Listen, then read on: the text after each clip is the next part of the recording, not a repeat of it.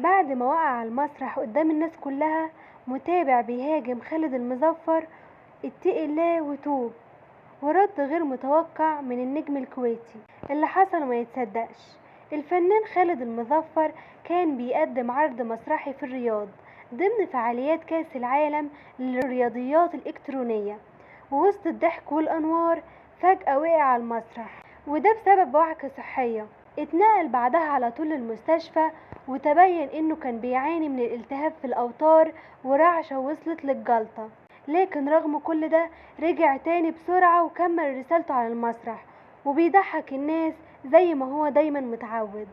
وهنا بقى طلع له واحد على منصة اكس وقال له بالحرف: ما خفت تموت وانت تغني وترقص، ارجع لربك وتوب. يعني الراجل وقع وتعب ولسه بيقوم من المستشفى تروح تقوله الكلام ده؟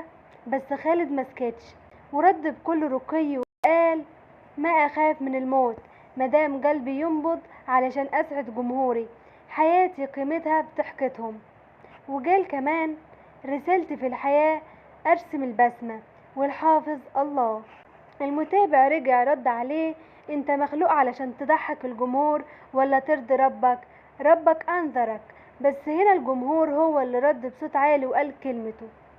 واحد كتب: خالد ما سوى شيء خوف، استغفر الله من العقول الخاوية، الرجال يرسم بسمة مش يسوي ذنب. وغيره قال: ليش تتفائلون على الراجل، الله يطول عمره، ما حدا يعرف نية الإنسان غير ربنا.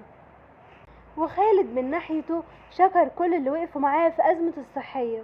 اللي بيتقال ده مش بس عن فنان، دي قصة إنسان بيكمل طريقه رغم المرض والضغط علشان يفرح الناس. تحية كبيرة لخالد المظفر.